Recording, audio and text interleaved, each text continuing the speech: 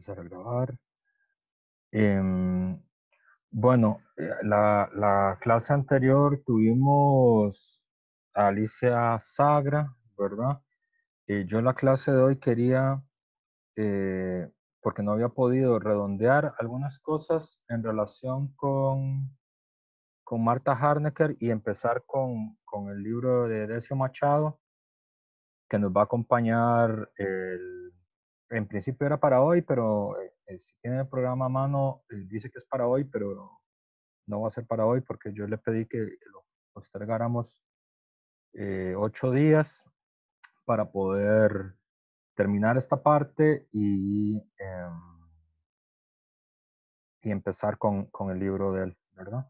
Recuerden que así como en la primera unidad, digamos, había una unidad de sentido que tenía que ver con presentar la interpretación de Harnecker, la de Martín Hernández y la de la de Aldo Casas, este, digamos, como tres formas de realizar y de entender el balance del socialismo histórico. Ahora que estamos hablando sobre Venezuela y sobre América Latina, ¿verdad? Sobre lo que, dependiendo de cómo, ya la forma de definirlo es un posicionamiento, obviamente, ¿verdad? En la prensa convencional se le llamó el regreso a la izquierda, ¿verdad? Es la forma en la que el diario de la Nación lo presenta.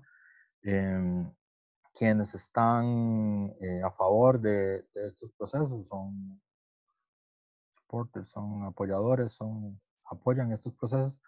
Este, le dicen ¿no? Los gobiernos progresistas latinoamericanos, ¿verdad?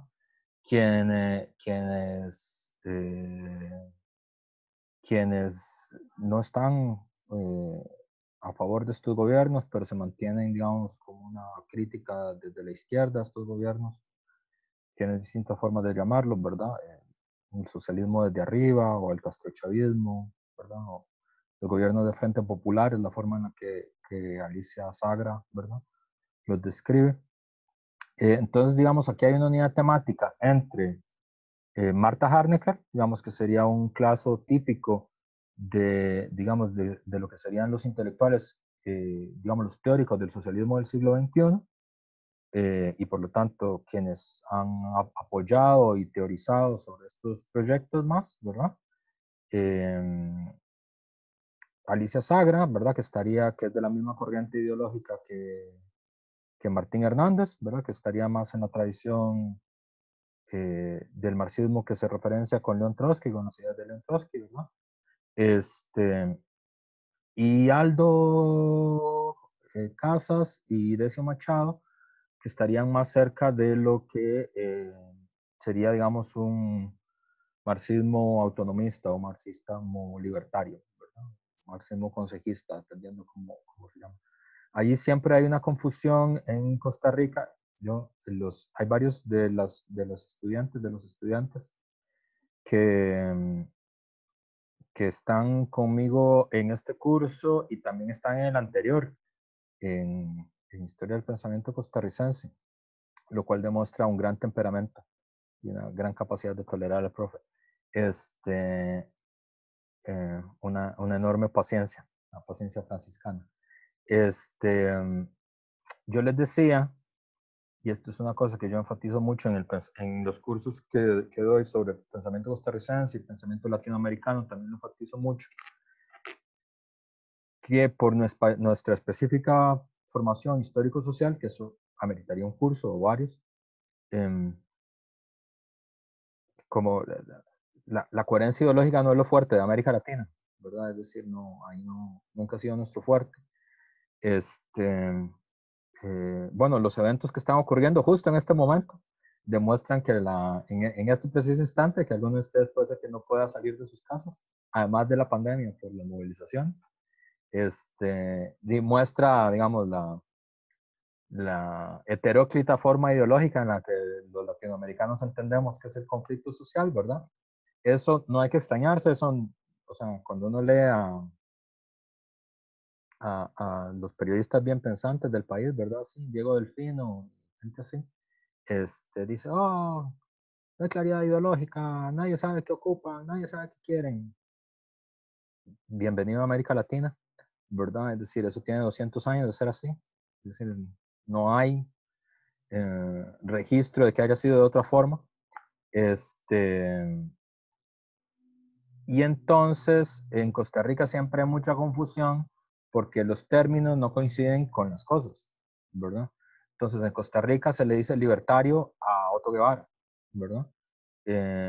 Y libertario, el término técnico lo que significa es anarquista, ¿verdad? O defensor de la libertad. Entonces hay un tipo de marxismo que es marxismo libertario, ¿verdad? Que es como Daniel Guerin y así, ¿verdad? Víctor Sergio.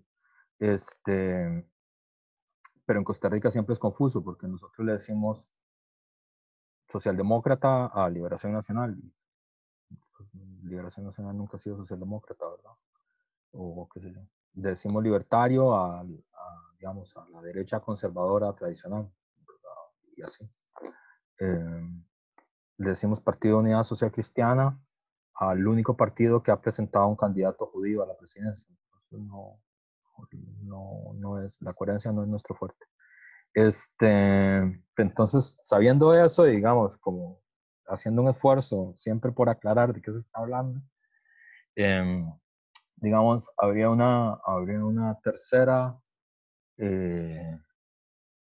variante, ¿verdad?, de cómo se entiende el asunto, que sería este tipo de marxismo como autonomista o libertario, consejista, que sería Decio Machado y Raúl Sibeki, que es el que vamos a ver ahora. La tercera versión. Entonces yo quería, para redondear, terminar el redondeo con Harnecker para apuntar algunas cosas que me parece que es importante que ustedes tengan claro para el curso y empezar con un par de clases con Decio, con el libro de Decio Machado y Sibeki, ¿verdad? Entonces, dicho esto, voy a decir un par de cosas más sobre estos autores. Primero para ubicarlos, por si acaso, ¿verdad? Hay todo en la tradición del socialismo del siglo XXI, que ya vimos que es el nombre de la ideología que se le da digamos, al chavismo, ¿verdad? Como proceso, como movimiento continental latinoamericano que tiene distintas expresiones, algunas en el gobierno, otras no. Tiene un grupo de intelectuales que son los más destacados y probablemente son los intelectuales más destacados de América Latina, ¿verdad? Harnecker, que murió, Heinz Dieterich, que es el que inventó el nombre del socialismo del siglo XXI, es decir, desde el punto de vista de la construcción de la ideología, el primero que empieza a hablar del socialismo del siglo XXI antes de Chávez, porque, bueno, Chávez da el golpe en el año 92, ¿verdad? El movimiento bolivariano 200, en el año 92. De ahí sale, pasa 2 años preso, se exilia a Cuba. A partir de que se exilia a Cuba, Fidel Castro lo toma como bajo su ala, ¿verdad? Bajo su protección. Y ahí va cambiando, ¿verdad? Es decir, en el momento en el que ellos dan el golpe, el discurso de ellos es sobre todo un discurso nacionalista, ¿verdad? Contra la corrupción, contra el bipartidismo, ¿verdad? Que eso es muy típico de América Latina y por eso por eso genera mucha confusión cuando alguien habla en contra de la corrupción y en contra del bipartidismo, suena como de izquierda, pero eso tiene varias matrices de varios lados. Inclusive cuando toma el poder electoralmente en el año 98 Chávez, aún así ahí él no habla del socialismo del siglo XXI, ¿verdad? La ideología primera del chavismo es una cosa que se llama el árbol de las tres raíces, ¿verdad? Que es un árbol que tiene tres raíces, obviamente. Y las tres raíces son Simón Bolívar, Simón Rodríguez y Ezequiel Martínez Estrada, ¿verdad?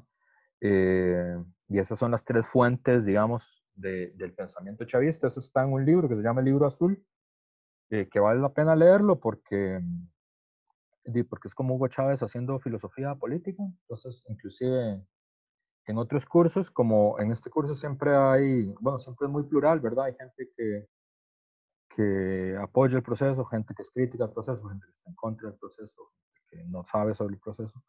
Hay de todo siempre en el curso. Inclusive la gente que lleva el curso y que ya tiene una posición como a favor del proceso venezolano, conoce poco el Libro Azul, ¿verdad? Que es como Chávez hablando de Montesquieu y de Rousseau y de todo ese tipo de cosas. Este, esa es la fuente ideológica originaria. Es a partir del año 2005, 2006, en el Foro Social Mundial en Caracas, que Chávez empieza a hablar del socialismo del siglo XXI. Es decir, ya lleva, ya, ya, ya lleva 8 años en el poder, ¿verdad? Cuando empieza a hablar de eso. Y el primero que empieza a hablar de eso es un señor que se llama Heinz Dieterich, que es un intelectual mexicano alemán, que desde el año 2005 empieza a hablar del socialismo del siglo XXI. Y tiene un libro, un folleto que se llama así. Él fue asesor de Chávez mucho tiempo, asesor de los militares chavistas, pero se distanció del proceso desde muy temprano. Entonces, nadie habla de él, es decir, no, es o sea, solo la gente que es muy fiebre lo ubica. Eh, y los chavistas ya no lo reivindican como parte de su playa, digamos, de intelectuales. De hecho, lo consideran un renegado. Eh, y creo que de los autores que estudiamos, solo Helio Gallardo tiene un texto sobre él, ¿no? Pero a mí me parece que justicia obliga a decir que él es el que empezó con eso. Atilio Borón, que sigue siendo uno de los intelectuales más importantes, digamos, de la izquierda o del referente, digamos, que se referencia con el Partido Comunista de Cuba y con el Partido Socialista Unido de Venezuela, ¿verdad? Ha sido varias veces Premio Libertador, tiene varios libros, algunos interesantes, otros menos interesantes. Está vivo y es parte de los polemistas permanentes. De hecho, la última polémica que tuvo fue una polémica entre él y Camila Vallejo, la diputada comunista chilena, por, por el informe de derechos humanos de la ONU, que se presentó entre la ONU. Y Atilio Borón sobre todo sistemas de especialidad, fue muy reconocido en los años 90 porque fue uno de los que llevó más adelante la crítica a los límites de la democracia burguesa en América Latina. Hay muchos artículos dedicados a eso. Eh, y, y una defensa muy militante, muy aguda del concepto de imperialismo, ¿verdad? Tiene un libro que es a mí el que me parece más interesante, de polémica con Tony Negri, una polémica contra el imperio de Tony Negri, defendiendo el concepto de imperialismo de Lenin. Es un libro interesante. Harnecker, que es una de las más antiguas, que es la que ustedes más han leído. Y bueno, y luego están todos estos, ¿no? Néstor Cohen, Juan Carlos Monedero, Michel Lebowitz, Metzaros, François Autard, Samir Amin, Juan Carlos Monedero. Perdón. Esto es como la gente que es más referente del socialismo del siglo XXI. Temas del socialismo del siglo XXI que son compartidos por estos autores que acabamos de decir, como por qué son los mismos. Bueno, hay un elemento que es en general el apoyo fundamentalmente al proceso venezolano, digamos al proceso del PSUV. Algunos lo apoyaron por un tiempo, otros lo apoyaron y se distanciaron un poco, que fue la actitud de Harnecker, otros lo siguen apoyando militantemente hasta nuestros días. Hay un punto en común para ellos, que esto sobre todo lo teorizó mucho Marta Harnecker, está en el texto que ustedes leyeron, pero eso el primero que lo planteó fue Víctor Tirado, que es un comandante sandinista, uno de los comandantes sandinistas, que él sostiene que el año 90 es el fin de las posibilidades del enfrentamiento total con el imperialismo. ¿Perdón? Eso está en siglo XXI haciendo posible lo imposible, ¿verdad? En el texto de Harnecker ya ahí se lo adjudica tirado. Y la idea es que diríamos que el año 90 es un cambio epocal, ¿verdad? Entonces esa sería la forma en la que hablamos. Hay procesos sociales que son cambios epocales, ¿verdad? Un filósofo que me gusta mucho a mí, Alain Badiou, habla del término como acontecimiento, ¿verdad? Que quiere decir, es un acontecimiento, ¿verdad? ¿Hay alguna crítica? Tal vez cuando veamos a Daniel Ben Said y nos acompañe José María Tentas, lo podemos hablar más tiene como un cariz medio religioso, ¿verdad? Yo les había dicho que el término, uno de los primeros que lo usa es Kant, que para Kant hay dos acontecimientos en la historia de la humanidad, que es la venida de Cristo, o sea, la transformación de Dios en hombre, porque Kant es un creyente, es un cristiano, este, y, y la Revolución Francesa, son los dos acontecimientos que tiene la humanidad, ¿verdad? Entonces, en este sentido, acontecimiento quiere decir una situación que no está prevista dentro de los posibles y lo que hasta ayer parecía posible, ahora es imposible y viceversa. Lo que hasta ayer era imposible, hoy parece posible, ¿verdad? Otro autor que vamos a estudiar, que se llama Owen Jones, que es un intelectual laborista de la izquierda laborista británica, habla del cambio de marco, ¿verdad? O sea, hace la metáfora que es como una ventana. Y justo como cuando uno está viendo por una ventana, hay cosas que se ven en la ventana, que están dentro de lo que es posible ver en la ventana, pensar sobre la ventana, y la misma ventana te pone límites a las cosas que puedes ver y pensar de las cosas, ¿verdad?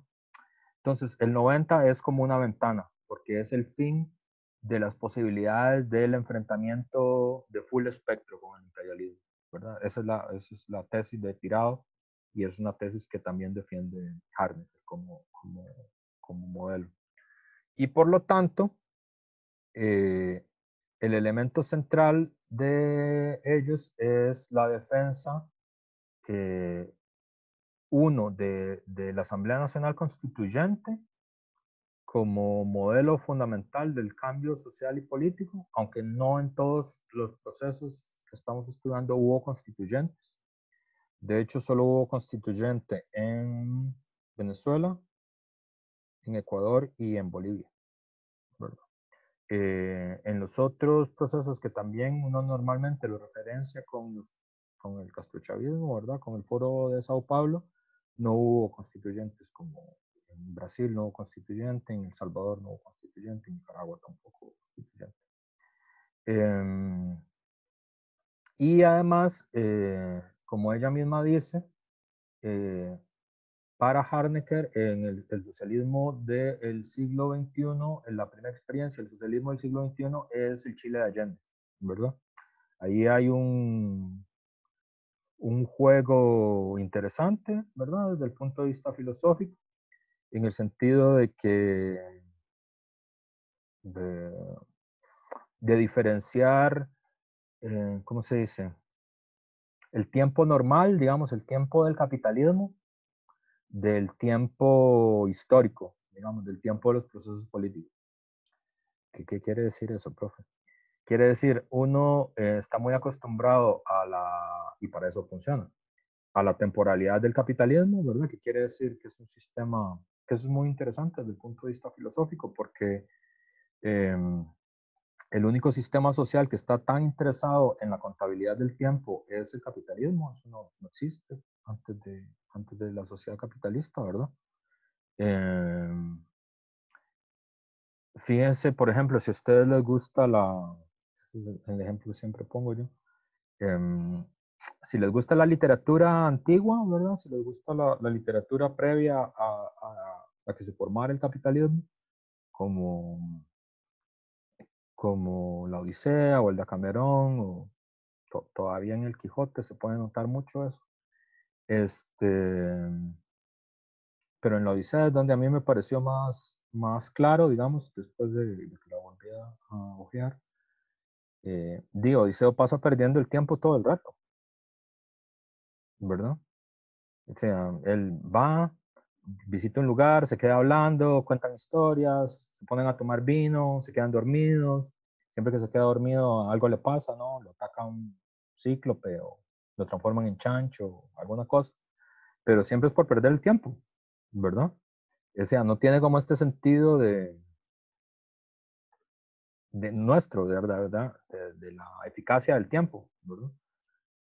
Y la primera novela histórica, que por eso es que a Marx la reseña tanto y habla sobre esa novela, y es una novela muy importante, como un signo de lo que ha cambiado en la sociedad, es el Robinson Crusoe de Daniel Defoe, ¿verdad? Que de hecho es un concepto en Marx, la Robinsonada, ¿verdad? Que Marx lo usa para criticar a la economía política contemporánea, ¿verdad? Que dice que la economía política contemporánea siempre hace Robinsonadas, ¿verdad? Si alguno de ustedes eh, es estudiante de la Facultad de Teología Dogmática, digo, de la Facultad de Economía de la UCR, este, se darán cuenta en los libros de economía siempre dicen, hay un señor que, ¿verdad? Entonces, el ejemplo del mercado. Hay un señor que decide vender, o una señora que decide vender pupusas, y entonces necesita harina y esa es la Facultad de Economía en El Salvador. Entonces necesita harina, no sé qué, estudiar el mercado, tal.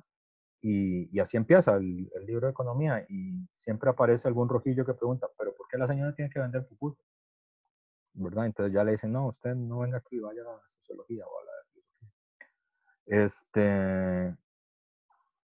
Entonces sí, digamos, es esta idea como que la sociedad no tiene historia y puede empezar toda de nuevo, ¿verdad? De hecho, esa es la idea de Robinson Crusoe, ¿verdad? Es un tipo que se queda solo en una isla y, y inventa una sociedad de la nada, ¿verdad? Eh, pero lo primero que hace Robinson Crusoe es buscar, bueno, salvarse, obviamente, lo primero que hace, evitar el ahogo. Y lo que hace es luego salvar el papel y el lápiz para apuntar cosas y salvar el reloj para llevar la contabilidad del tiempo, ¿verdad? Y él lleva una contabilidad súper estricta del tiempo, todos los días. Apunta cuándo empezó, cuándo terminó, qué hizo cada día, ¿verdad? Qué objetivos consiguió, se trazaba metas y las iba cumpliendo, ¿verdad? Es decir, aunque esté en una isla perdida de Asia, Robinson Crusoe trajo consigo Inglaterra, la Inglaterra capitalista del siglo XVIII, ¿verdad? Aunque estuviera el sol. Este, y luego la otra cosa que se le ocurre hacer es colonizar, ¿no? Sí, esclavizar al nativo, a Viernes. Entonces, ahí está el imperio inglés resumido. Y además a mí me gusta mucho Robinson Crusoe, siempre lo disfruté mucho de leerlo. Y también es muy interesante porque Defoe fue el primer escritor a pago, ¿verdad? Es la primera novela que se publicaba en periódicos y que a Defoe le iban pagando por capítulo, por edición, ¿verdad? O sea, es un libro ese libro es una mercancía en sí mismo, ¿verdad? Eh, a diferencia de todas las otras novelas anteriores a él que no son mercancías, ¿verdad? O sea, no fueron pensados como mercancías, como la Odisea y así, ¿verdad? En cambio, ustedes ven lo contrario en Odiseo, ¿verdad? Odiseo no le importa el tiempo nunca, le da lo mismo si pasaron 2 días, 3 días, ¿no? Cuando se pierde en el país del holotófago no se sabe cuánto tiempo perdió. Este, en cambio, este otro tipo no. Entonces, digamos, nuestra temporalidad está marcada por esta idea capitalista, ¿no? De el tiempo es dinero, time is money. Y entonces que no puede desperdiciar el tiempo, ¿verdad? Así como uno desperdicia los recursos, uno desperdicia el tiempo. Y si usted atesora el tiempo, usted nada más atesora dinero. Y es un tiempo mecánico, ¿verdad? Es el tiempo de la producción en la fábrica. Usted entra a las 8, sale a las 4, a las 12 tiene el almuerzo, a las 4:15 tiene ¿no? el horario del café, ¿verdad? tiene 30 minutos para desplazarse, tiene 15 minutos para hacer yoga, tiene 28 minutos para ver Netflix y luego a dormir y así, una y otra vez, ¿verdad? Pero la crítica como marxista a esa idea del tiempo histórico es que en los procesos históricos sociales siempre hay un poco como de asimultaneidad. O sea, el tiempo histórico es como abigarrado. ¿Qué quiere decir eso? Que pasado, presente y futuro habitan juntos, como al simultáneo, ¿verdad? Entonces, tiene sentido que Harnecker diga, la primera experiencia del socialismo en el siglo XXI no ocurrió en el siglo XXI, ocurrió en 1973, ¿verdad? ¿Por qué? Porque es la idea del tránsito institucional del socialismo, ¿verdad? Que es la idea de Allende, que desde el punto de vista de las experiencias latinoamericanas no era la norma, ¿verdad? ¿Y qué significa esa idea? Convencionalmente en la prensa, digamos, en la página 15 de La Nación, a eso se le llama el tránsito pacífico, el socialismo, y así fue como fue conocida, ¿verdad? Eh, en realidad está mal dicho, no sé, el concepto no es así, el concepto es que es el tránsito institucional, el socialismo. Porque eventualmente, digamos, se piensa que existe la posibilidad de resistencia, digamos, de las clases dominantes.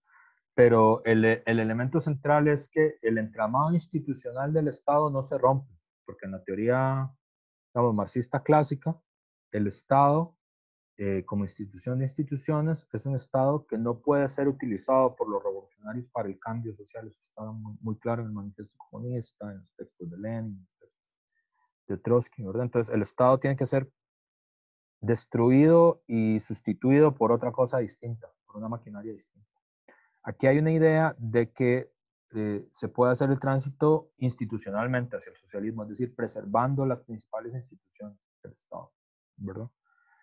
Y por lo tanto, es un proceso de modificación primero, de constituyente, ¿verdad? Ese es el primer paso. Y a partir de ahí, que la constituyente es un proceso institucional, no es un proceso no institucional, ¿verdad? Y las constituyentes son posibles, digamos, nosotros podríamos, el país podría hacer una constituyente, digamos, eso está dentro de las facultades. Costa Rica no ha hecho muchas, eh, creo que la última es la del 49, hizo otra en el 17 durante la dictadura de los Tinoco, que quedó abolida en el 19 cuando terminó la dictadura, y la del 71, creo que fue la última, hemos hecho como 3, 4. Pero en América Latina en los 90 hubo muchas constituyentes. Eh, es relativamente normal.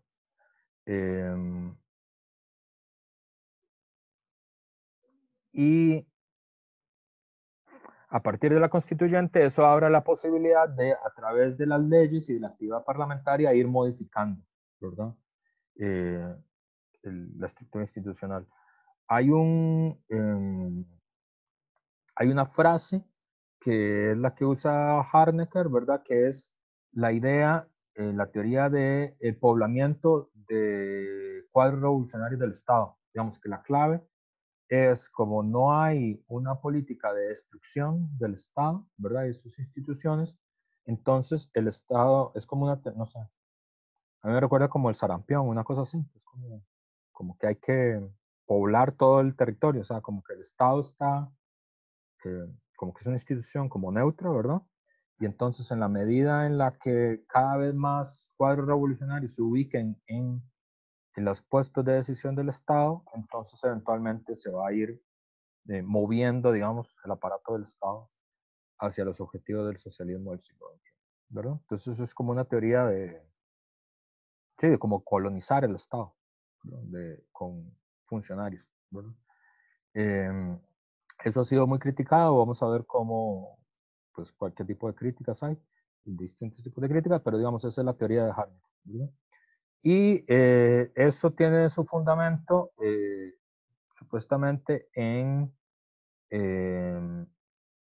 en Gramsci, en Antonio Gramsci, que es uno de los De los 4 o 5 grandes referentes del socialismo clásico moderno, ¿verdad? Está Marx, Engels, Lenin, Trotsky, Rosa Luxemburgo, Gramsci es otro, ¿verdad? Que fue durante mucho tiempo el dirigente principal del Partido Comunista Italiano. Es un autor, no sé cómo decirlo, muy citado, poco estudiado en América Latina. En la facultad, por ejemplo, no se estudia mucho. Hay un curso sobre Gramsci en la facultad, pero no sé, se ha dictado muy poco, no hay, digamos, en la escuela no hay especialistas en Gramsci, no sé si en el país hay, creo que no hay. Este, pero en América Latina ha sido muy influyente la obra de Gramsci, no tanto porque se lea, sino porque mucha gente le atribuye a Gramsci sus ideas, ¿verdad? Es como, y esto está tomado en Gramsci, ¿verdad? Entonces, hay muchos autores que han tomado como de inspiración a Gramsci o de justificación, ¿verdad? Laclau y Moffen, José Aricó, bueno, Harnecker, Mr. Cohen, ¿verdad? Entonces, hay como Gramsci para todo el mundo. Hay distintas interpretaciones. Em, y en la teoría, en esta interpretación, ¿verdad? El socialismo se interpreta como una teoría de la trinchera, ¿verdad? Este, bueno, que también la interpretación que se hace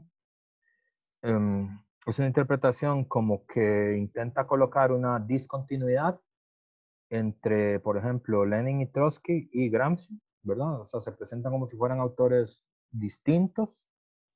Em, a mí eso no me parece muy convincente, pero digamos, la interpretación es que son como fuentes distintas de, de, de interpretar el mundo, ¿verdad? Em, y sobre todo que Lenin y Trotsky son autores que pensaron sobre todo las posibilidades de transformación revolucionaria en Rusia, que era una sociedad campesina, atrasada, dictatorial, brutal, ¿verdad? Eh, y entonces eso explica como la dureza, digamos, de su mirada sobre el partido y sobre la insurrección y sobre este tipo de cosas. Eh, pero que Gramsci sería importante porque sería el marxista que pensó las condiciones de tránsito al socialismo en democracias capitalistas avanzadas. Esa es la razón por la que se vuelve importante. Bueno, los eurocomunistas también son todos dicen que eso es en Gramsci. Entonces, digamos, se supone que es el autor que más pensó el problema de cómo es posible una, digamos, una revolución social, un tránsito hacia el socialismo en sociedades democráticas capitalistas avanzadas. Entonces, que eso es importante. Y la idea del socialismo como teoría de la trinchera es porque se supone que habría dos formas de ver el nombre de él se escribe Antonio Gramsci.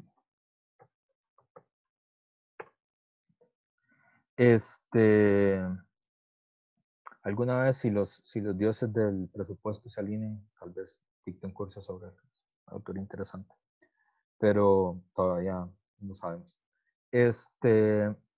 ¿Por qué, ¿Por qué socialismo como trinchera? Porque hay, todavía no, porque se supondría que es obviamente una metáfora que viene tomada del pensamiento militar, ¿verdad? Eh, que eso es muy normal, digamos, que las metáforas, que la política traiga metáforas que vienen del deporte o que vienen del lenguaje militar, porque son prácticas humanas que se parecen mucho, de hecho, la política, la guerra y el deporte son prácticas humanas muy similares en muchas cosas. Este, Y la idea es que habría como dos interpretaciones posibles de la guerra, que eso en el pensamiento militar efectivamente es así, que no es que una sea mejor que la otra, sino que depende de las condiciones del combate militar, se elige una o la otra, que es la guerra por asalto, ¿verdad? O la guerra como guerra de trincheras, ¿verdad? Eh, la guerra por asalto es la toma de los principales centros políticos, ¿verdad? Sobre la base de cuerpos de élite que ocupan los lugares, ¿verdad? Que fue como ocurrió la Revolución Francesa, por ejemplo, que es la ocupación de la Bastilla. Se supondría que la Revolución Rusa también es una toma por asalto, porque efectivamente hay un asalto al Palacio de Invierno. En las guerras como contemporáneas, no sé si voy a decir algo exagerado, pero digamos, la guerra de Irak fue un poco una guerra por asalto también. El inicio de la guerra de Irak en el 2003, ¿verdad? Que es como cuerpos de élite compactos, disciplinados, decididos a pelear, que toman por asalto los principales lugares y desplazan al enemigo del centro del poder, ¿verdad? Es una forma de entender la lucha política, la lucha militar, perdón. Pero no es la única forma de luchar una guerra. Eso es una forma, pero también hay formas de pelear la guerra que son como guerra de trincheras, que fue como se peleó la Primera Guerra Mundial, ¿verdad? Que es una situación donde hay dos ejércitos enemigos que tienen más o menos la misma fuerza. Entonces, lo que se hacen es que se cavan trincheras donde se concentran las fuerzas de cada uno de los enemigos. Hay combates, ¿verdad? Dentro de esos, y hay pequeños avances de una trinchera hacia otra, ¿verdad? Hasta que la trinchera del enemigo queda diezmada. Entonces se puede pasar a ocupar esa trinchera y el enemigo se mueve hacia otro lado. Y es una guerra muy lenta, donde hay poca movilidad. Es una guerra larga, no es una guerra corta. Y es una guerra de resistencia, ¿verdad? Entonces así fue la guerra, la primera guerra mundial tuvo esa forma, ¿verdad? Y en la historia nacional, no, no tengo ningún ejemplo de guerra de trincheras en la historia nacional. No se me ocurre ninguna guerra que fuera peleada así. Sí, la Primera Guerra Mundial me parece que es la única que se me ocurre. Si se me ocurre alguna, me, me recuerdo, eh, de recuerdo. Y entonces, ¿eso qué quiere decir en este modelo? En ese modelo es que cada una de las instituciones del Estado, como tal, es una trinchera, ¿verdad? No se puede tomar el poder del Estado por asalto, eh, porque porque la forma de la dominación en Occidente no permite la toma del poder por asalto, entre otras cosas, porque el poder no está concentrado en un solo punto, ¿verdad? A diferencia de la monarquía rusa, por ejemplo, donde el centro de todo el poder político era el zar y el Palacio de Invierno, y ahí estaba concentrado el poder político, el poder dinástico, el poder religioso, porque además el jefe de la iglesia ortodoxa era el zar. El jefe del poder, el centro del poder económico también era el zar, ¿verdad? Eh, entonces, digamos, eso facilitaba la idea de la guerra por asalto. Pero en una democracia burguesa, una democracia capitalista avanzada, el poder no está concentrado en el presidente. De hecho, el poder está disperso en varias instituciones, en la presidencia, en el parlamento, en los jueces, en la iglesia, en los medios de comunicación, ¿verdad? Y aunque actúan juntos y son un bloque hegemónico, dice Gramsci, eso está disperso. Entonces, no se puede combatir por asaltos, se tiene que combatir como si fueran trincheras. Entonces, lo que hay es pequeños avances del ejército de la clase obrera, del Partido Comunista Italiano, que va avanzando primero en los sindicatos, desplazando a los políticos católicos y católicos sociales y social reformistas, luego en el Parlamento, luego en los medios de comunicación, con un periódico de incidencia nacional, ¿verdad? Que es El Orden Nuevo, de Orden Nuevo, que es el periódico que dirige Gramsci, que es un modelo, digamos, de periodismo proletario. O sea, hay una lucha en el terreno de la cultura, de la ideología, ¿verdad? Que se va avanzando, de la opinión pública, y finalmente se gana la guerra, ¿verdad? Entonces son como dos modelos, ¿verdad? De combate. Uno que toma, por ejemplo, el asalto, como el asalto a la Bastilla o el asalto al Palacio de Invierno, y otro que toma como modelo la Primera Guerra Mundial, ¿verdad? Que es una guerra lenta, más ruda, ¿verdad? Bueno, las dos son muy rudas, pero digamos más paciente. Eh, y sobre todo no tiene que ver con que uno elige eso, sino que es la forma en la que el enemigo eligió pelear. Entonces solo se puede responder un poco a esa forma en la que el enemigo eligió pelear. Entonces esa es la idea del socialismo como trinchera, ¿verdad? Entonces, por eso es la idea del poblamiento de los padres revolucionarios del Estado. Cada institución es una trinchera y usted tiene que atrincherar gente en esas instituciones y prepararse para dar una pelea en el terreno económico, en el terreno político, en el terreno cultural. Ahí hay una polémica grande y muy, ¿cómo decirlo? Muy obstrusa, muy poco clara, muy confusa sobre qué es lo que ocurre primero, ¿verdad? Y quién dijo qué sobre cómo que ocurre primero. La interpretación que más se usa en América Latina, que a mí no me termina de convencer que esa sea la interpretación correcta, pero es la que más se usa en América Latina. En Gramsci uno puede interpretar que el cambio revolucionario ocurre después de que la hegemonía cultural ha sido conquistada y solo después de que la hegemonía cultural ha sido conquistada, ¿verdad? Eh, en cambio, en Lenin se entendería que hay primero una transformación revolucionaria y luego una hegemonía cultural, ¿verdad? Así es, así, digamos, se supone en América Latina se ha leído así, que digamos, que Gramsci es el defensor de primero la construcción de una hegemonía cultural y luego el cambio revolucionario, y en Lenin al revés. Yo creo que esa interpretación es equivocada. Ahí pongan, el profesor dijo eso, ¿verdad? Esa es mi opinión, pero es la más popular en América Latina. Es decir, si uno va, si le pregunta ahí, no sé, en Escuela para Todos, ¿verdad? No, ustedes no vayan a Escuela para Todos, son muy jóvenes. No sé cuál es el equivalente a Escuela para Todos. En el programa que daban en Canal 11, del profe pregunta, hola, ¿cuál es la diferencia entre Gramsci y Lenin? Entonces le responderán, Gramsci defiende la hegemonía cultural y luego el cambio y Lenin al revés. Yo creo que no es así, pero bueno, no. Sí sé que mi opinión no es la mayoritaria en América Latina.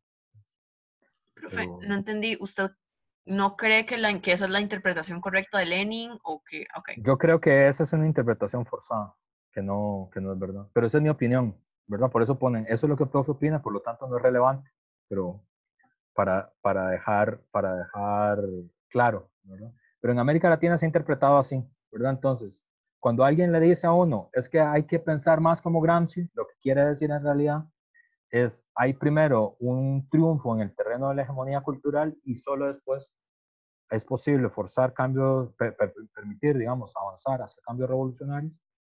Eh, y pensar como Lenin sería pensar que primero es el cambio revolucionario y luego hay una hegemonía cultural. Así se ha pensado en América Latina, así se ha explicado. Yo creo que no es así lo que dicen ninguno de los dos autores, pero bueno, ya les he dicho, digamos, la coherencia ideológica nunca ha sido muy fuerte de los latinoamericanos, entonces ese tipo de confusiones pueden ocurrir, ¿verdad? Y como que, por lo que he visto, o sea, como que los matices tampoco han sido como populares en como la historia, o sea, como que es un lado u otro y como que todo es como muy como militante y muy estricto y no sé, o sea, no sé si tener como más matices, como introducir matices en las lecturas ayudaría como a avanzar un poco como el pensamiento o la acción política o etcétera, etcétera. Así, ese estilo, así, My Way o highway, ese estilo de pensar es muy, muy de nosotros, ¿verdad? O sea, y es como, esta es la interpretación y si no, jódase, es muy típico, ¿sí? Eso está muy, pero eso no es exclusivo de la izquierda política, eso tiene que ver con la cultura política latinoamericana, ¿no? Es que es muy ruda, ¿verdad? Eso no es, eso es como transversal. Perdón, José Humberto, estás desde hace rato con la mano levantada. Digamos, o sea, según esa interpretación que se le da a Gramsci, entonces quiere decir, digamos, que según dicha interpretación se propone que se mueva la opinión popular y, digamos, la cultura lo más posible hacia la izquierda antes de efectuar un cambio revolucionario, ¿o qué? Sí, es justo eso. Ok. O sea, como que, o sea, como la interpretación es la siguiente, que es, que eso sí, que es una pregunta interesante, digamos, que es cuál es el papel que juega la ideología y los valores en la transformación social. Esa es la pregunta, como que se tiene que, como la pregunta en la que se han centrado en América Latina. En general, porque hay un tema que tiene que ver con, efectivamente, y creo que, aunque yo no comparto, digamos, esa forma de ingresar al problema, creo que entiendo por qué es que nos preguntamos tanto eso. Este, tiene que ver con que en América Latina, que el neoliberalismo empezó tan temprano, ¿verdad? Como empezó en el año 73 en Chile, ¿verdad? Cuando derrotan el golpe de Allende, es cuando le dan el golpe a Allende, y América Latina es el único lugar del mundo donde se ha tomado el neoliberalismo en serio, ¿verdad? O sea, que la gente de verdad aplicó lo que se supone el consenso de Washington. Eh, el, el, la opinión pública está muy saturada de valores como el individualismo, como el, no, primero mis dientes, después mis parientes, ese tipo de cosas, el éxito como una demostración, el éxito ostentoso, ¿verdad? Como una demostración de éxito social, ¿verdad? Ahora en la clase anterior de Historia del Pensamiento Costarricense estábamos hablando de, por ejemplo, cómo el consumo ostentoso cosmopolita es, en los últimos 20 años en América Latina es uno de los valores centrales de las clases medias de este país, es decir, ¿no? Trabajar para una transnacional que tiene su sede en, no sé, en Dinamarca, comprar ropa en Miami, hacer vacaciones en Taipei, practicar yoga en la India, ¿verdad? Ese tipo de valores de consumo cosmopolita son muy importantes para las capas medias. Yo no sé si ustedes saben que antes de que empezara la crisis, el lugar donde más se desarrolló el consumo de objetos de lujo, ¿verdad? De consumo absurdamente de lujo, ¿verdad? ¿No? Carros con llantas de oro, relojes de miles de dólares, o sea, cosas que a mí no me pasan en la mente, o sea, no, yo ni sabía que existían esas cosas. Eso, los lugares donde más se desarrolló eso fue en América Latina, no en Estados Unidos, no en Europa, ¿verdad? No en los países que le fue mejor. Las plazas fuertes del consumo absurdamente de lujo, de vestidos, de ropa, de joyería, de eso, fue Brasil, México, Colombia y en Costa Rica y en Centroamérica, Costa Rica, ¿verdad? Que no compite obviamente con el volumen de Brasil y Colombia, pues somos un país muy chiquito, pero digamos en proporción, sí, digamos, no en volumen, porque en volumen no hay forma de comparación, pero en proporción sí. Entonces, en esa medida, la pregunta es, ¿cómo es posible un cambio, digamos, una transformación profunda si los valores de las personas están comprometidos con la desigualdad, con la ostentación? Entonces, ¿qué lugar ocupa eso dentro de la transformación social? Esa es la pregunta, que yo creo que es una pregunta interesante, no es una pregunta como absurda.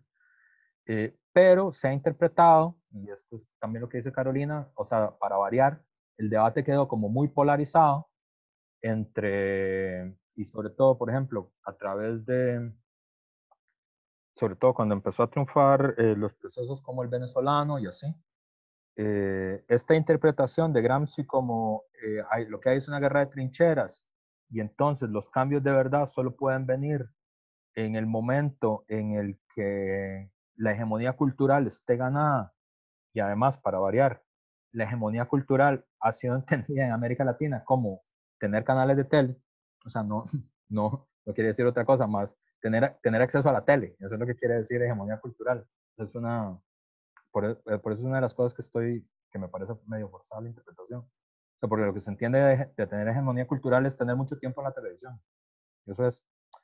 Entonces, los venezolanos se inventaron un proyecto y todo, que es Telesur, ¿no? Que es una idea de competir taco a taco con CNN y que esa es la forma, digamos, en la que se hace la lucha ideológica y la hegemonía cultural.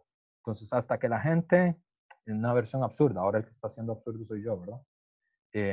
Hasta que la gente vea más Telesur que CNN, entonces sí, estamos como preparados para intentar hacer cambios más profundos, ¿verdad? Antes de eso, habría que tener cuidado porque tenemos muy poca hegemonía cultural. O sea, yo, digamos, es un poco como se entendió, ¿verdad? Y en la otra versión se supondría que como es el modelo del asalto, ¿verdad? Entonces uno puede, con las condiciones adecuadas, provocar la movilización y no tendría que tomar demasiado en cuenta este problema de los valores, porque los valores son un reflejo de las relaciones sociales de producción y en la medida en la que las relaciones sociales de producción cambien, tienen que cambiar los valores. Y ya, y vamos para adelante. ¿Verdad? Entonces, para variar, quedó como un debate muy poco matizado, muy poco polarizado, muy polarizado más bien, ambos atribuyendo lecturas a Lenin y a Gramsci, que a mí me parecen equivocadas de lo que yo he podido leer de los dos, pero bueno, digamos, esa es un poco la historia. Entonces, así fue interpretado, ¿verdad? Es decir, yo lo que les estoy contando es un poco cómo la gente que está más vinculada a la teoría del socialismo del siglo XXI interpretó las cosas, y eso se le atribuye a Gramsci. Y la idea de la hegemonía cultural está asociada a eso. O sea, como que el proceso venezolano no puede ir más rápido porque no se tiene todavía la hegemonía cultural sobre el conjunto de la población. Y eso necesita mucho dinero, ¿verdad? Entonces, para eso se ocupa Telesur y Radio Cadena Televisión y no sé qué y tal. Yo, a mí, no me convence, digamos, esa forma de ver las cosas, pero digamos, el curso no es el curso, la opinión del profe sobre las cosas, sino es el panorama del socialismo contemporáneo. Entonces yo cumplo un poco con presentar así. Un autor que donde ustedes, ya aquí hacemos el corte de esta parte, un autor que a mí es donde me parece donde aparece más transparente esa idea, como esta idea del socialismo como trinchera, es en Pablo Iglesias, que no es un autor latinoamericano, es un autor español, pero digamos, los intelectuales españoles siempre han tenido mucha influencia en América Latina, el proceso en España siempre ha sido un proceso muy influyente en América Latina, ¿verdad? Qué sé yo, la Guerra Civil Española fue particularmente importante para América Latina como proceso cultural y esto, pues, que además hablamos el mismo idioma. España es el único imperialismo hispanohablante que queda, entonces también tiene una influencia importante sobre nosotros. Entonces aquí, digamos, en este artículo de Pablo Iglesias, que es el secretario general de Podemos, que actualmente es el vicepresidente de la República, no es una república, de la monarquía constitucional española, un poco explica cómo de qué va la cosa, ¿verdad? Dice, en los párrafos más legendarios de los cuadernos de la cárcel de Antonio Gramsci, reflexionaba sobre las estrategias de la Primera Guerra Mundial, la posición y la maniobra, para entender la política de Occidente. En la política occidental, es decir, en las democracias capitalistas avanzadas, la guerra de maniobra, el asalto, perdería relevancia frente a una compleja guerra de posición en la que el Estado no sería más, en que el Estado no sería más que la trinchera avanzada del conjunto de fortificaciones de la sociedad civil, ¿verdad? Entonces el Estado es la última trinchera, la trinchera que hay que llegar de un sistema de fortificaciones de la sociedad civil, los sindicatos, las asociaciones de estudiantes, las asociaciones de mujeres, las asociaciones campesinas, las organizaciones barriales, los medios de comunicación, ¿verdad? Como un tejido, como un sistema de trincheras de la sociedad civil, ¿verdad? La política de la guerra de trincheras es la lucha por la hegemonía. Hay otra cosa que es de lo no lo había explicado, porque esta es de esas palabras que todo el mundo usa y nadie se detiene a explicarlo. Sobre esa palabra ha chorreado tinta, mucha. Se usa mucho y se usa sin mucho rigor también.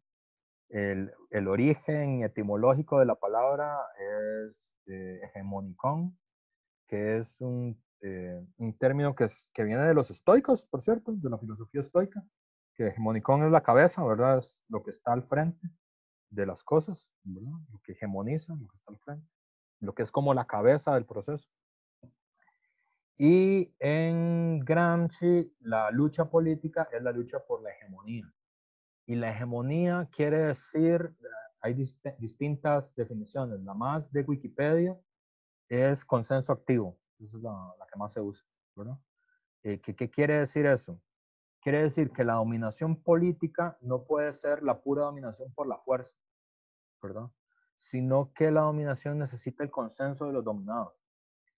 Y la hegemonía sería la capacidad de una fuerza social de presentar sus intereses inmediatos como los intereses de todo el mundo, si tiene mucha hegemonía, o por lo menos como los intereses de la mayoría absoluta, y quienes se oponen a esos intereses son una minoría no representativa, ¿verdad? En un arco de hegemonía más bajo, ¿verdad? En la hegemonía a tope, digamos, además es el interés de todo el mundo. Es una capacidad, ¿verdad? Igual que como hemos hablado, no es una condición, sino es una capacidad. Es decir, hay que demostrarla todos los días, hay que mantenerla actualizada. Que uno la tenga para un fenómeno no quiere decir que la pueda tener para otro. Y esa es la clave. Y la política obviamente es entendida como una correlación de fuerzas entre fuerzas sociales, ¿verdad? Eso es como se entiende. Entonces, a diferencia de lo que muchos piensan, Gramsci no dio el concepto de ideología, que ya estaba presente en la reflexión de los socialistas rusos, que Gramsci conoció. Aquí hay mala fe de Pablo Iglesias porque está diciendo, eso está en Lenin también, pero como se supone que Gramsci y Lenin son distintos, entonces dice, los socialistas rusos, en Lenin. Entonces, las reflexiones de los socialistas rusos que Gramsci conoció, incluso en algunos textos de la Comintern, es decir, de Lenin. Sin embargo, pero manda siempre, sin embargo, Gramsci fue el primero en entender la hegemonía no como la necesidad de las organizaciones socialistas de liderar los sectores subalternos distintos a la clase obrera o de aliarse con sectores de la burguesía, es decir, esta sería la mirada del asalto, sino como el conjunto de mecanismos supraestructurales, ¿verdad? Supraestructurales es el derecho, la política, la religión, la moral, ¿verdad? Sobre todo en un sentido cultural, sobre los que descansa el orden político en las sociedades avanzadas, ¿verdad? Y entonces eso es un discurso que se llama Guerra de Trincheras y Estrategia Electoral, ¿verdad? Y a mí me parece que es el que lo ha planteado como más transparentemente, qué es lo que quiere decir esta idea del socialismo trinchera, ¿verdad? Que está en Pablo Iglesias, pero también está en Marta Harnecker, también está en Atilio Borón, también está en Néstor Cohen, es una idea como bastante transversal en todos ellos. Entonces, como la hegemonía de la Iglesia Católica. Sí, por ejemplo, como la hegemonía de la Iglesia Católica. De hecho, Gramsci escribe sobre ese problema, sobre el problema de la hegemonía de la Iglesia Católica, escribe mucho. Bueno, vamos a hacer el primer corte de la clase, que se pasó un poco. Son las 12:06. Regresamos a las 12:16 con, ya como para entrar en el texto de Decio Machado. Lo último que me parece importante, que por lo menos también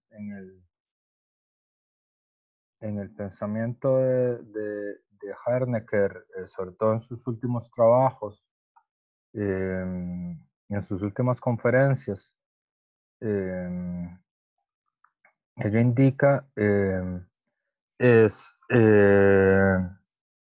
porque ella a los últimos años de su vida está como más separada del proceso chavista, aunque lo sigue apoyando, eh, pero plantea como varios problemas que están ahí, que ella indica. ¿Cuáles? Uno, un problema que tiene que ver con lo que ella asocia con la herencia de la cultura rentista venezolana, que eso yo creo que para los costarricenses es un poco difícil entender qué significa eso de la cultura rentista, eh, pero tiene que ver con que en países como Venezuela, eh, pero es un problema que también uno puede encontrar en Arabia Saudita, en las monarquías del Golfo, en Venezuela, creo que solo en esos países. Tal vez en Libia, es el otro país que es así, que era así, antes de que ya no fuera Libia. Son países que se construyeron alrededor del boom petrolero, ¿verdad? Entonces, hay un momento en la historia, por ejemplo, de Arabia Saudita y de Venezuela, en el que se descubre que tienen petróleo y que tienen mucho petróleo. La civilización moderna está basada en el petróleo, ¿verdad? Y entonces eso hace que todo en esa sociedad dependa del petróleo, ¿verdad? Y del petróleo y de las rentas del petróleo. Entonces, una cosa que está muy estudiada, que estuvo muy estudiada siempre, desde siempre, desde la izquierda marxista venezolana, desde antes que estudiara el chavismo, es que toda la estructura económica venezolana estaba deformada por el peso que tiene el petróleo en la economía y porque, y esto es verdad, todas las grandes familias y todos los, como los ricos venezolanos, ¿verdad? Como la familia Mendoza, la familia Cisneros, ¿verdad? Que son dos de las grandes familias ricas de Venezuela, ¿verdad? O sea, no hay sector de la burguesía que no se haya hecho rica a través de la venta de cosas al Estado para que explote petróleo. O sea, todos se hicieron ricos a través de la renta petrolera, ¿verdad? Vendiéndole, no sé, tubos de PVC al Estado, tornillos a PDVSA, carretera, no sé, comida a PDVSA, ¿verdad? Es decir, la renta petrolera eh, altera toda la economía. Entonces, por ejemplo, un problema que siempre hay en Venezuela, siempre hubo, inclusive en las mejores épocas, era que era más barato importar alimento que producirlo en Venezuela. Entonces no se producía, ¿verdad? Es decir, la comida que comen los venezolanos era más fácil importarla, ¿verdad? Era más barato importarla. Entonces no hubo modificaciones importantes en la estructura agraria venezolana ni renovación. O sea, como la idea era, lo único que ocupa Venezuela es que el petróleo esté caro y ya, y con eso tendríamos, ¿verdad? Entonces, una cosa que señala Harnecker es que a diferencia, por ejemplo, de Nicaragua o de Bolivia, donde son sociedades, o bueno, de Cuba también, que se plantearon una transformación socialista y son sociedades pobres, que digamos no tienen mayores recursos, ¿verdad? O sea, o sus principales productos son agrícolas, ¿verdad? Venezuela es una de las pocas sociedades que se plantea como un socialismo rico, ¿verdad? Con recursos. Y que bastaba que el valor del petróleo estuviera alto para que pudieran salir las cosas adelante. Entonces un poco hizo lo mismo que hacían las viejas burguesías, ¿verdad? Si lo que no podían producir lo compraban, ¿verdad? Y ya. Entonces eso generó una distorsión y eso no fue modificado con el chavismo, digamos, la dependencia de la renta petrolera y la atrofia, digamos, la, la cultura, ¿cómo decirlo? La cultura como perezosa, como clientelista, que se construye alrededor de la renta del petróleo, ¿verdad? Hay una cosa que también está muy discutida dentro de ellos mismos, que es, bueno, eso también lo dijo Alicia, y normalmente la gente que apoya el proceso es una de las cosas que más reivindica de ese proceso, que hubo un éxito en la lucha contra la pobreza. Es decir, eso es real, ¿verdad? Es decir, en América Latina, entre el año 98 y el año 2013, y en países como Venezuela, como Brasil, como Bolivia, como Ecuador, hubo una disminución real de las tasas de pobreza, eso es efectivo, y eso está reconocido hasta por el Fondo Monetario. De hecho, el corazón de la política social chavista es una cosa que llaman las misiones, ¿verdad? Como la misión Bolívar es la más importante, ¿verdad? Que es una especie de política de asistencia social en gran escala, ¿verdad? Eh, y de transferencias monetarias condicionadas en gran escala, sobre todo el proyecto, por ejemplo, el Bolsa Familia de Lula, era sobre todo eso, una transferencia monetaria condicionada a gran escala, con también una transferencia de asistencia social a gran escala. Eso tuvo muchas críticas de un sector de la izquierda política, porque en general, digamos, la izquierda política latinoamericana siempre ha defendido el modelo de los servicios públicos de uso universal, no la transferencia monetaria condicionada, ¿verdad? Que es diferente, tiene una lógica diferente. Y esta lucha contra la pobreza fue utilizado sobre todo a través de esto, de transferencias monetarias condicionadas. Y como fue exitosa, produjo una nueva clase media, que ya no era pobre, que salió de la pobreza. Y el problema de las nuevas capas medias es que tiene aspiraciones distintas, luego, aspiraciones que además, esto es otra crítica que también ha hecho Marta Harnecker, las clases medias latinoamericanas son bastante, en contra de lo que uno cree, son bastante parecidas unas a otras, y sus aspiraciones son sobre todo aspiraciones de consumo. Ese es el asunto. Es decir, como llegar a ser de clase media, lo que significa es que vos podés consumir más cosas, ¿verdad? Y se puede mostrar que las consumís, ¿verdad? O sea, son carros nuevos, casas nuevas, artefactos de lujo nuevos, ¿verdad? Relojes, joyas, viajes, ¿verdad?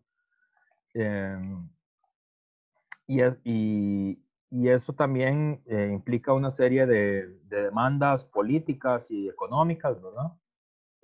Por ejemplo, obtener la inflación controlada, ¿verdad? Para que no se desplome el salario. Construir otros barrios, porque en América Latina esto es otra cosa muy brutal, ¿verdad? Que Goran Termon ha hablado mucho de eso, que aunque el apartheid uno normalmente lo asocia a Sudáfrica, que es donde inventaron el apartheid, ¿verdad? O al Jim Crow System en Estados Unidos, ¿verdad? El sistema Jim Crow en el sur de Estados Unidos, ¿verdad? Durante la segregación. O la forma en la que los israelitas tratan a los palestinos hoy, ¿verdad? En Palestina, ahora son sistemas de apartheid. En América Latina, esta es la tesis de Goran Termon y yo la comparto, ¿verdad? Un libro muy agudo que se llama Los campos de exterminio de la desigualdad. En la generalización de la urbanización en forma de condominios es una especie de apartheid social. En América Latina así se ha construido, ¿verdad? Entonces, las clases medias latinoamericanas no viven en los mismos barrios que la gente pobre, ni siquiera en los mismos barrios después, ¿verdad? Continuo, en un continuo geográfico, digamos, donde que la expresión esa es Mi hija la usa, ¿verdad? Porque tiene dos muñequitos que es Uptown Girl y Downtown Baby, ¿verdad? Que hay una canción que habla de eso, ¿verdad? Entonces, Uptown es la parte de arriba del barrio, ¿eh? Las casitas del barrio alto, dice Víctor Jara, ¿verdad? Y en los barrios viven abajo, pero es un continuo geográfico, ¿verdad? O sea, la parte de abajo del barrio, la parte de arriba del barrio. El sistema de condominios no hace eso, ¿verdad? Lo que hace es que crea un sistema de apartheid geográfico y social, ¿verdad? O sea, la gracia del sistema de condominio latinoamericano es que es copiado del modelo gringo, por cierto, no es una invención de nosotros. Lo que hace es que los ricos y los pobres no se topen nunca, ¿verdad? Y que los pobres no entren a las ciudades amuralladas nunca, ¿verdad? Salvo como empleadas domésticas o como trabajadores de mantenimiento, ¿verdad? Es la única razón por la que podrían entrar ahí. Lo cual es muy brutal. O sea, entonces, siempre que tengo estudiantes de arquitectura, ese siempre es un punto de debate, pero bueno. Estoy dispuesto a defenderlo en un programa de Don Francisco. James, ¿quieres decir algo? Hola, profe, sí. Con respecto a lo de las clases medias, digamos, y su producción o la producción de una nueva capa de clases medias en Venezuela no es muy diferente en realidad del proceso que ocurrió aquí con el Partido de Liberación Nacional, ¿verdad? O sea, es como que el actor político institucional durante el periodo reformista, donde hay una expansión del Estado que incorpora todos los territorios a la dinámica del capital, se generan nuevas capas medias que son adictas al régimen, ¿verdad? Lo defienden a muerte porque es ese régimen o ese actor partidario quien les creó y también quien les sigue garantizando sus prebendas. Y también lo que usted dice en la parte del consumo, lo podemos ver, o lo podíamos ver, digamos, cuando habían clases, digamos, quienes van en carro a la universidad, si no son el profesorado y principalmente el profesorado catedrático. ¿Por qué a la gente de ciencias sociales les pusieron una torre de parqueo al frente? El caso es como que la administración les quiere mucho, o simplemente no quería como que hicieran una protesta. Entonces, todo el profesorado va muy tranquilo en su carro, los estudiantes van muy tranquilos en su bus, allá en Mordor, y nadie se queja, ¿verdad? Entonces se desmoviliza, digamos, se contiene el conflicto de una forma anticipada, pero y todo el mundo está contento porque no tiene que caminar y puede ir en carro.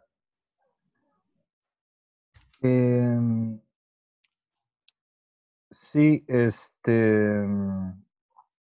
un toque. Yo creo bueno, sí, yo también soy muy anticultura de carro, pero eso es otra vez la opinión del profe, entonces no es relevante.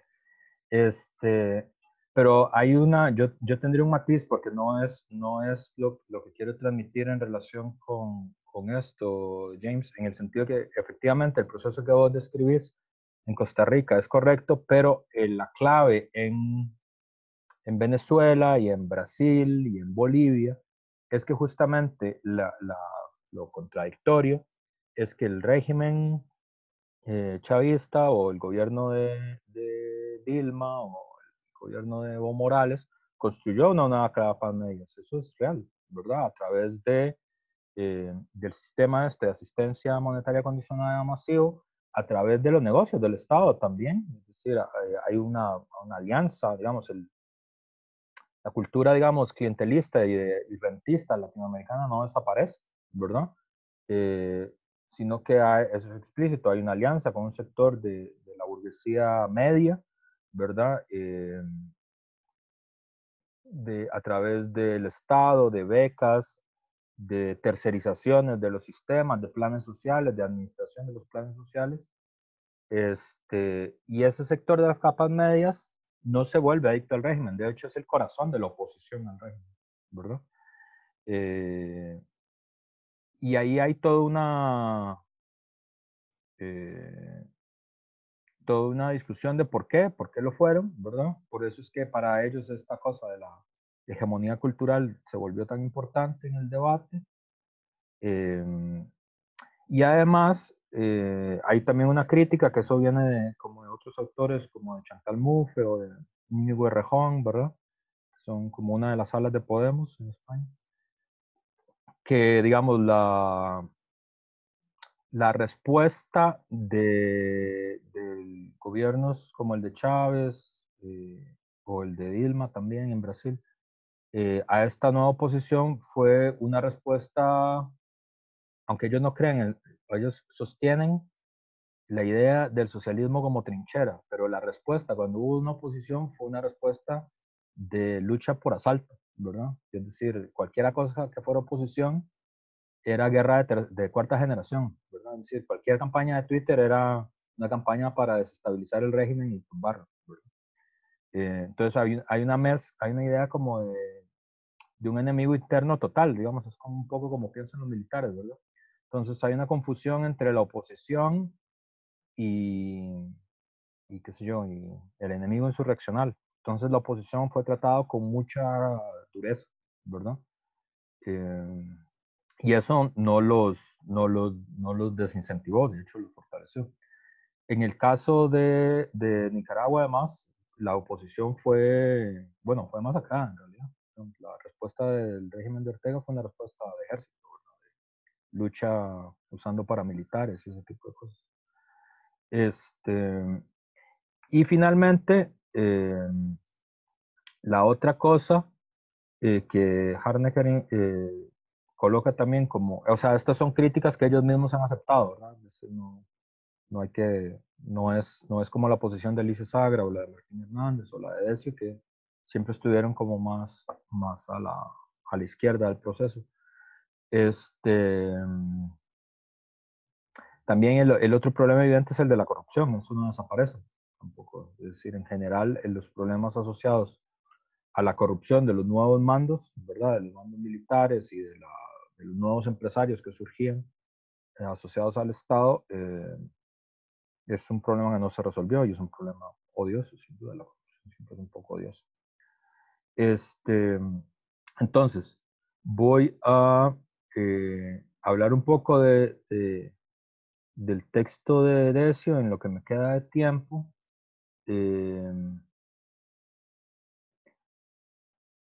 Ya para cambiar de cassette, esta sería como la tercera posición, ¿verdad? Está la posición de Harnecker, la posición de Elisa Sagra, que estuvo aquí con nosotros. La de Decio sería como una tercera posición. El texto que vamos a leer de él y de Raúl Sibeki, que yo esta primera parte la voy a hablar sobre todo sobre Sibeki, porque Decio va a estar aquí en la clase, entonces ahí le preguntan y le conocen. Ellos tienen varios libros juntos, no es el primer libro que trabajan juntos.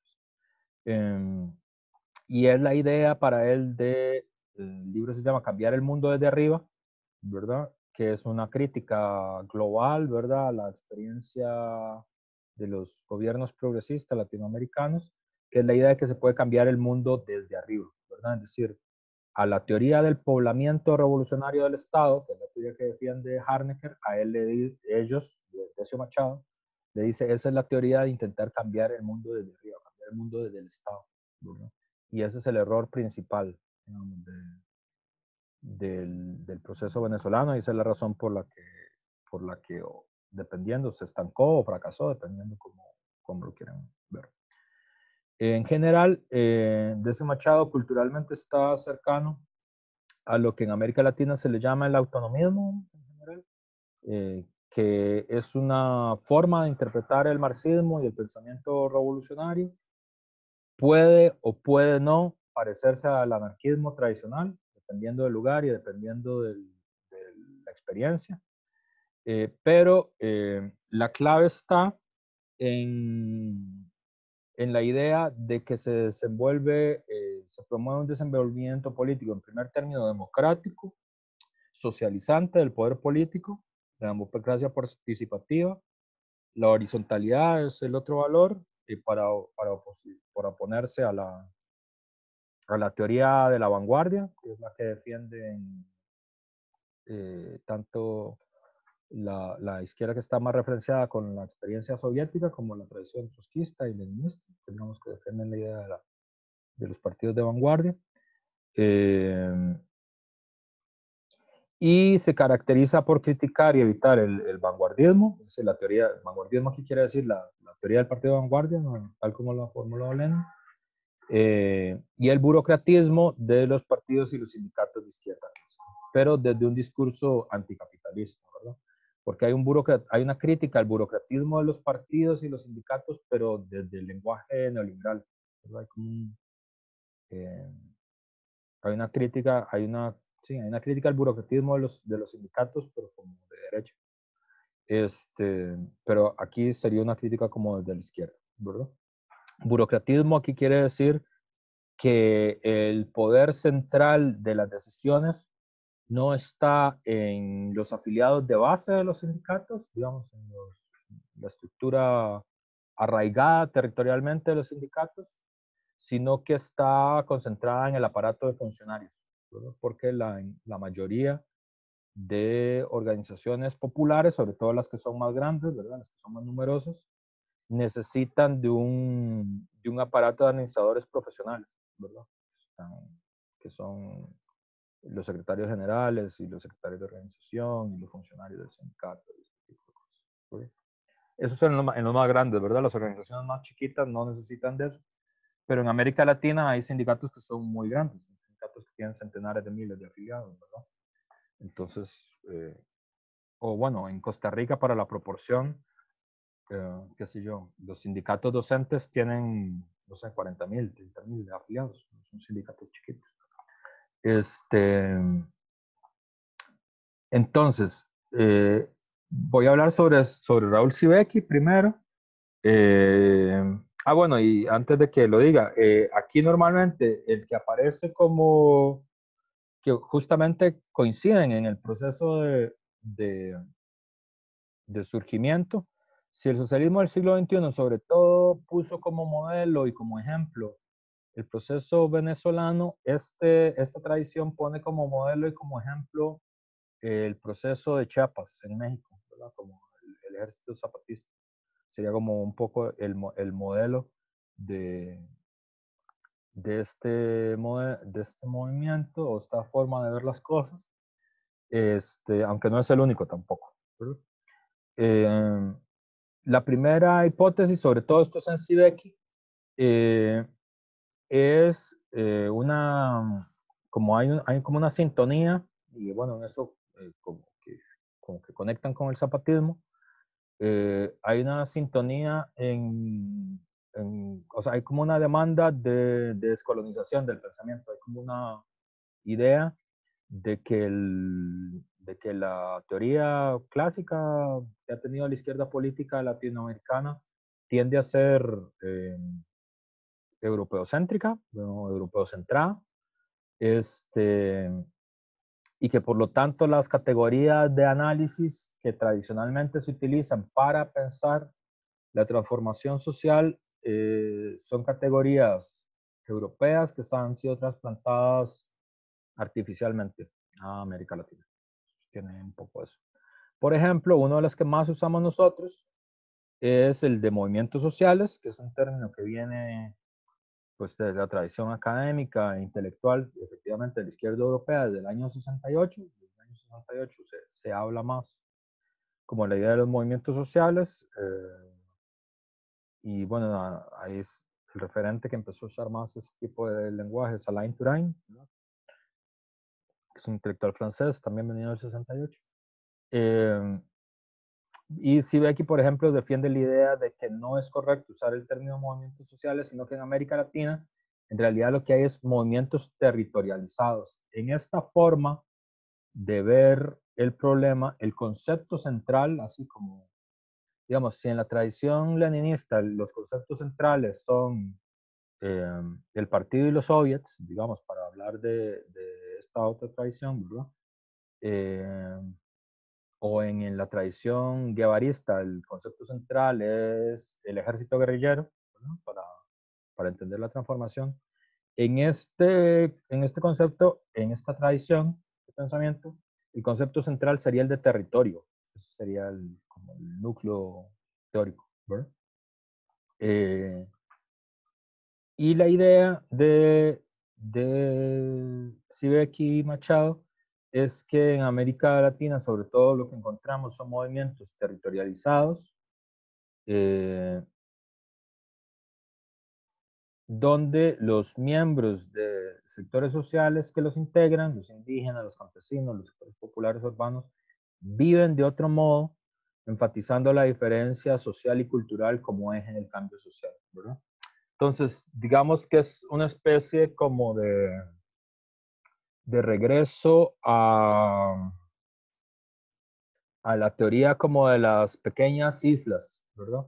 Si en el modelo del socialismo del siglo XXI, la metáfora es como la guerra de trincheras, aquí lo que hay es como el modelo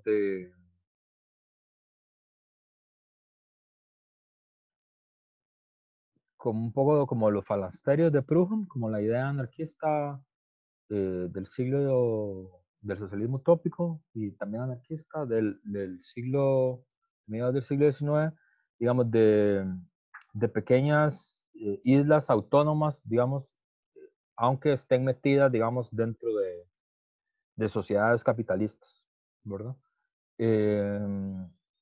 Estos territorios que son controlados por los movimientos predominan las relaciones sociales no capitalistas, es decir, valores de uso por sobre valores de cambio, la salud y la educación no son mercancías, se practican de modo diferente a como lo hace la sociedad hegemónica, y se crean a menudo formas de poder no estatal sobre la base de la asamblea, que es el órgano colectivo de decisión, y ahí obviamente el modelo es la Junta del Buen Gobierno de Chiapas, eh, pero también pone otros ejemplos, ¿verdad? Los cabildos de la región en NASA, en Colombia, los cuarteles aymaras en el altiplano boliviano, ¿verdad? Hay como la idea de que en realidad en América Latina lo que hay son como territorios que lo que hacen es como que expulsan a las relaciones sociales capitalistas del terreno que controlan y establecen formas de relación comunitaria y social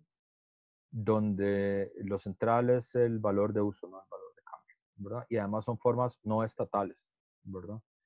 Que hay una diferencia, ¿verdad? Bueno, con el otro sector de la izquierda, ¿verdad? Porque tradicionalmente, en eso tanto, digamos, estalinistas como trotskistas, digamos, la gente vinculada al Partido Comunista o la tradición trotskista, normalmente hay una demanda al Estado para que garantice los servicios públicos universales de las personas, ¿verdad? Como que garantice la educación pública para todos, ¿verdad? Que garantice el agua para todos, ¿verdad? O que garantice la tierra en forma de reforma agraria. Entonces es una demanda al Estado.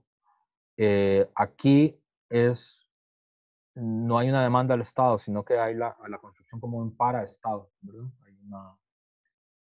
Hay como la idea de que se pueden construir las propias formas de educación y de manejo del agua y de administración de la justicia en la propia localidad, ¿verdad? Esta es la idea. Esa es como una idea de la negación del Estado, ¿verdad? No la demanda del Estado, sino la negación del Estado. Este conjunto de características le permiten afirmar que la categoría de movimientos sociales no es adecuada para comprender la acción social en América Latina. Y entonces el concepto que él acuña es o bien movimientos territorializados y el otro que utiliza a veces es sociedades en movimiento. Entonces, América Latina serían sociedades en movimiento.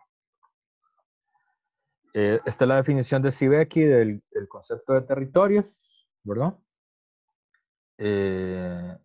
Dice, no es con manifestaciones ni declaraciones, por más masivas y necesarias que sean, como se crea el socialismo, sino con prácticas sociales en espacios concretos, territorios en resistencia, que son a la vez espacios en los que van haciendo lo nuevo, ¿verdad? Entonces, digamos, en esta idea, pues obviamente, digamos, la idea del periodo de transición, digamos, si en el socialismo del siglo XXI la idea de la transición es una transición larga, muy larga, porque es guerra de trincheras, ¿verdad? Y que puede durar décadas antes de que se llegue a la transformación socialista total, mientras se prueba el Estado, mientras se cambia la hegemonía cultural, mientras van pasando las cosas que van pasando. Aquí hay una idea como más bien hacia el otro lado, ¿verdad? Es un tiempo súper corto, donde en el mismo movimiento en el que se resiste el territorio se va creando las nuevas formas institucionales, digamos, se va creando la nueva sociedad, ¿verdad? Sería la idea. Él hace una de las críticas que tradicionalmente se le hacen desde otras posiciones, también, digamos, de izquierda, socialistas, a esta tradición, es la idea de que, bueno, que aunque pueda ser, eh, digamos, progresivo, representativo, importante, estos territorios autónomos, ¿verdad? Estos territorios en movimiento, el problema es que el Estado sigue siendo una institución nacional, ¿verdad? Y los sectores populares siguen siendo nacionales, ¿verdad? En ese sentido, hay una acusación como que la dominación territorial no alcanza, no es suficiente para la transformación social, ¿verdad? A lo que ellos, gente como Sivecchio, como Ezio Machado, responden que efectivamente no es que solo lo territorial alcance, pero que lo territorial debe incluir sobre todo, y este es el énfasis que ellos ponen, debe incluir formas diferentes de hacer política, donde la gente común decida, ejecute, esto es una idea que siempre repiten mucho, formas distintas a las formas estatales en las que se hacen las cosas, para garantizar, primero, que la autonomía territorial se mantenga, pero además asegurar la sobrevivencia material, o sea, la salud, la educación, la vivienda y la alimentación para todos, ¿verdad? La sobrevivencia material y la autonomía territorial es porque esos territorios están siempre en disputa con el Estado, ¿verdad? El modelo ahí siempre fue un poco, perdón, se me cayó algo. El modelo zapatista, ¿verdad? Que lo que hubo en el sur de México en el año 94 fue un levantamiento indígena, un levantamiento armado, basado sobre todo en los lacandones, pero no solamente en los lacandones, que son la población indígena mayoritaria en Chiapas, pero no solamente, en otras poblaciones también. Ahora vamos a ver algunas de las declaraciones de ellos. Y en el enfrentamiento con el gobierno, digamos, esos territorios ganan como una autonomía relativa, ¿verdad? Entonces, digamos, el ejército mexicano no entra a los caracoles, ¿verdad? No es que no pueda entrar tampoco, podría hacerlo, pero implicaría un enfrentamiento militar. Ya eso venía de atrás porque, digamos, una de las características que tiene el neoliberalismo latinoamericano es que por el mismo proceso de empobrecimiento y achicamiento del Estado, hay zonas de nuestros países donde el Estado no llega. O sea, no hay Estado realmente. El único Estado que hay es como la policía, ¿verdad? Por ejemplo, ¿dónde? Por ejemplo, en Intibucá, en Honduras, ¿verdad? Que es como la zona indígena de Honduras, que es donde está el COPIN, que es la organización que dirigió durante mucho tiempo Berta Cáceres, hasta que fue ajusticiada. Y bueno, quien haya ido a La Esperanza es una zona muy pobre de Honduras, pero además que no hay nada. Es decir, si hay escuelas es porque la comunidad los hizo, si hay alcantarillados es porque las comunidades los hizo, si hay médicos es porque la sociedad los consiguió, ¿verdad?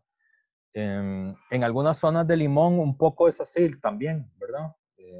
aquí el problema es que hay digamos, el Estado sí logró llegar hasta puntos muy lejanos del territorio nacional, ¿verdad? Entonces, cosas como el agua, por ejemplo, casi siempre hay, pero hay lugares donde no hay, ¿verdad?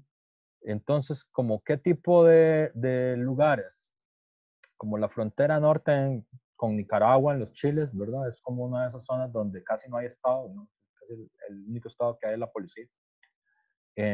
Pero es como por abandono, ¿verdad? No necesariamente por empuje de los sectores populares. Pero cuando se combina el abandono del Estado neoliberal con la organización popular, entonces ocurre esta autonomía territorial, ¿verdad? Que permite como la impresión de vivir sin Estado, vivir por fuera del Estado. Eh,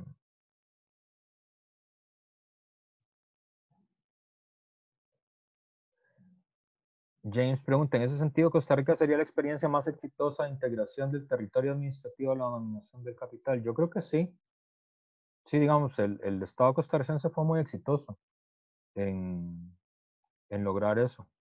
Ah, bueno, un lugar que sí, que se rompo yo, qué mal, qué mal que no lo haya recordado. Un buen lugar donde uno puede entender cómo podría operar eso, es en el sur del país, ¿verdad? En Chinaquichá, por ejemplo, ¿verdad? Que son zonas muy abandonadas y que se apoyan en una especie de ocupación de hecho del territorio en el sur del país, ¿verdad?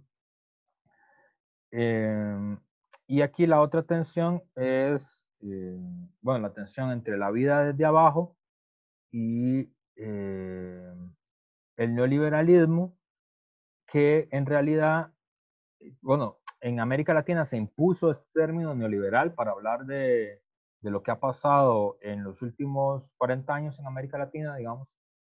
El término a mí no me gusta tanto, tampoco, porque es un poco impreciso, eh, pero bueno, ya se impuso, es decir, ya es como una forma convencional de hablar, eh, porque el neoliberalismo en realidad fue la ideología del proceso, ¿verdad? Es decir, era como el discurso del proceso. Eh, pero el proceso de transformación y de modernización económica en América Latina no tuvo nada de nuevo y no tuvo nada de liberal tampoco, ¿verdad? Es decir, fue un proceso sin consulta, o sea, si ha habido algún proceso sin consulta, en América Latina ha sido todo el proceso de rediseño neoliberal del Estado. No tuvo que ver nada con el libre comercio también, de hecho fue de los momentos en los que más claramente se desarrollaron los monopolios privados y además el Estado clientelar, digamos, la mezcla entre el Estado y los negocios privados, ¿verdad? El Estado, el capitalismo de amigotes, se le dice, ¿verdad? Y además tampoco hubo una particular liberalización de las costumbres, no necesariamente, aunque en eso tal vez sí puede ser que haya aumentado un poco, pero eso no necesariamente fue asociado al proceso del neoliberalismo, sino fue sobre todo asociado a la resistencia del movimiento de mujeres y del movimiento LGBT. No es una cosa que venía con los neoliberales, ¿verdad? Fue más una demanda desde abajo. Lo único que sí pudo haber cambiado mucho fueron los patrones de consumo. Eso sí, creo que sí, eso cambió en América Latina considerablemente, ¿verdad? Los patrones de la dieta, los patrones del uso de ropa, los patrones en el uso de los nombres, ¿verdad? El nivel de alfabetización tecnológica, ese tipo de cosas sí cambiaron en el país. Pero eso no tiene nada que ver ni con nuevo ni con liberalismo, ¿verdad? Las viejas formas de dominio patrimonial, pero con capitalismo de amigotes, ¿no? Es como la forma que realmente tuvo el neoliberalismo. Pero como ya todo el mundo habla así, todo el mundo entiende qué quiere decir neoliberalismo, o sea, el término se ganó como un nombre propio en la resistencia que hubo en los años 90 y en los inicios de siglo. Entonces ya a mí me parece que ya quedó el término, ya no vale la pena intentar buscar un término mejor, pero no es el mejor, no es el mejor término. Pero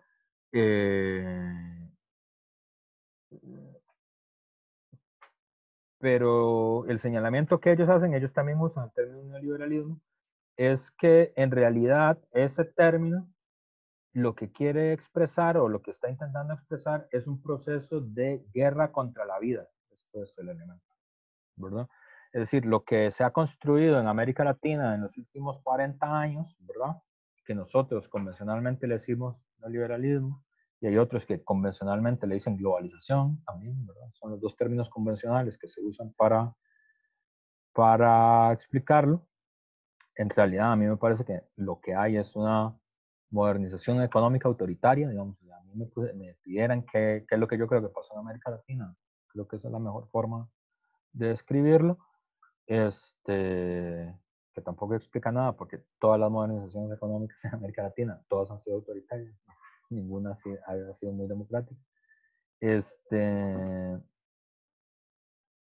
En esta interpretación, que por ejemplo, donde uno puede, me parece que es más claro, digamos, en su discurso y en su forma de entender el problema, es en Berta Cáceres. Digamos, si ustedes oyen los discursos de Berta Cáceres, sobre todo los últimos discursos, antes de ella morir, digamos, el énfasis es que en realidad lo que está pasando en América Latina es una guerra contra la vida, en sus distintas manifestaciones. Entonces, la vida es los territorios, la naturaleza, el control de los recursos, la vida de las mujeres, la vida de los indígenas, ¿verdad? El resguardo de las tradiciones ancestrales, y eso es una guerra, ¿verdad? Entonces hay una oposición como el capitalismo es el capitalismo de muerte, la resistencia es la resistencia por la vida, ¿verdad? Que discursivamente es muy potente, ¿no? Tiene como fuerza retórica. Entonces son la 1 de la tarde y empieza a oler a almuerzo en todas las casas. O a ustedes recordarles que les toca hoy hacerse su almuerzo, en el caso de los que viven solos, que siempre es un momento triste, pero luego se llena cuando ya el almuerzo está hecho. Entonces voy a